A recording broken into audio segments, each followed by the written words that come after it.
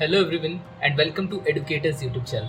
आज के इस वीडियो में हम class 12th HSE Maharashtra board के स्टूडेंट्स के लिए प्रैक्टिकल नोटबुक का सोल्यूशन देखेंगे फिजिक्स सब्जेक्ट के लिए।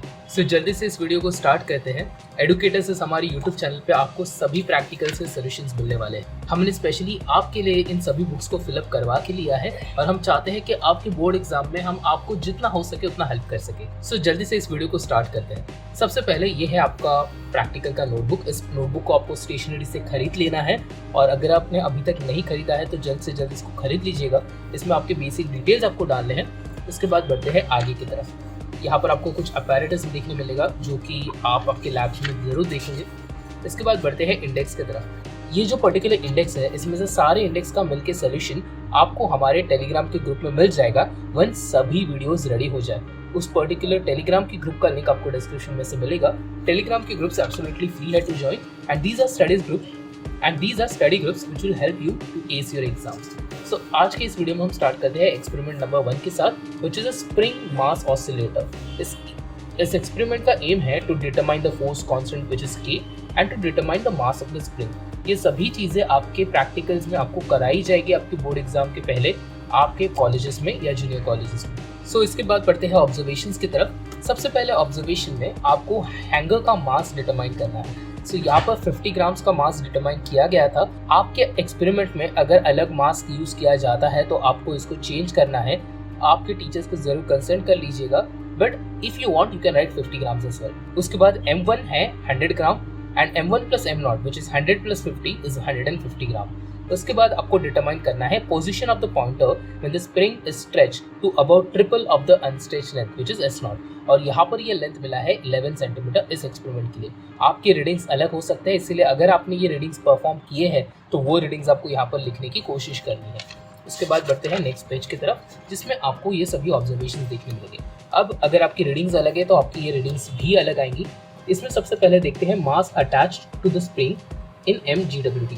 अब यहाँ पर सबसे पहले जो मास लिया गया है वो है ऑफ 300 ग्राम्स, जिसके अकॉर्डिंगली आपका F निकलेगा -150। आपका S का वैल्यू आएगा 20 centimetres and the extension value which will be S0 minus S will be +9 centimetre because ये 20 सेंटीमीटर्स है और आपका S0 था 11 सेंटीमीटर्स, सो 9 सेंटीमीटर्स का वैल्यू आपको मिलेगा। उसके बाद आपका PE है 675.13। यहाँ पर वीडियो को पॉज करके इस पूरी टेबल को आप फिलअप कर लीजिएगा। इसके बाद बढ़ते हैं पार्ट बी की तरफ जिसमें आपका मास ऑफ द हैंगर है 50 gram and the least count of the stop watch is 1 second. Mostly अगर आपके लैब में भी कोई प्रैक्टिकल्स के लिए स्टॉप वॉच है तो उसका भी लीस्ट काउंट 1 सेकंड होगा minimum. So 1 second will be the same for all the students. इसके बाद इसके ऑब्जर्वेशन टेबल्स की तरफ हम जाते हैं। इस टेबल को भी आप वीडियो पॉज करके नोट डाउन कर लीजिएगा। अब बढ़ते हैं कैलकुलेशंस की तरफ। सबसे पहले हमें force constant which is k को डिटरमाइन करना है, which will be the slope of a graph of f against extension s।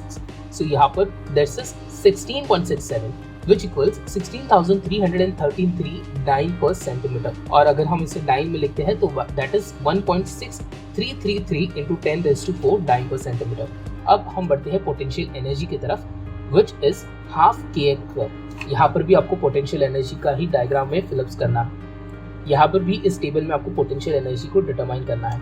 सो इस पोटेंशियल एनर्जी के रीडिंग्स के हिसाब से इन कैलकुलेशंस को हम करेंगे which is half into k। जो k का कांस्टेंट आपको यहाँ पर मिल गया है उसको हम यूज करेंगे और उसके बाद हम x को स्क्वायर करेंगे। सो x आपको जो है आपके फर्स्ट रीडिंग में आपको x मिला है 9, सो उसका स्क्वायर है 81 एंड आपका रीडिंग आता है 675.13। सेकंड कैलकुलेशन में आपका रीडिंग आता है 352.15, थर्ड में 75.015, फोर्थ में 752.23 एंड फिफ्थ में आपका रीडिंग आता है 300.06। इन सभी रीडिंग्स को आपने यहाँ पर भी लिख लिया है ऐसी मैं आशा करता हूँ। इसके बाद हम बढ़ते हैं नेक्स्ट पार्ट की तरफ व्हिच इज रिजल्ट। रिजल्ट में आपको k को डिटरमाइन करने के बाद अच्छे से लिख लेना है। हमारे कंडीशन में k is 1.6333 into 10⁴ dyne per centimetre and m is equal to 50 gram. ये रीडिंग्स अगर आप यहाँ से लिखते हो तो याद रखना कि आप सभी रीडिंग्स को एज इट इज लिखे ताकि एग्जामिनर को कोई कंफ्यूजन ना हो और आपके रीडिंग्स गलत ना जाए। इसके बाद बढ़ते हैं क्वेश्चंस की तरफ जिसके आंसर्स मोस्टली सभी स्टूडेंट्स के लिए सेम रहेंगे। सबसे पहला question, what are damped oscillation. A damping oscillation is one in which the moving particle gradually loses its kinetic energy on interaction with forces like air or friction due to this resistance offered by external forces. The displacement of a particle slowly reduces with time and ultimately reaches its state of rest. Second question है, define linear simple harmonic motion. Linear SHM is defined as the linear periodic motion of a body in which the restoring force is always directed towards its mean position and its magnitude is directly proportional to the displacement from the mean position.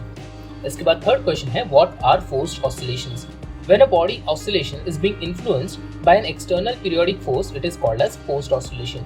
Here, the amplitude of oscillation experiences damping but remains constant due to the external energy supplied to the system. Define force constant.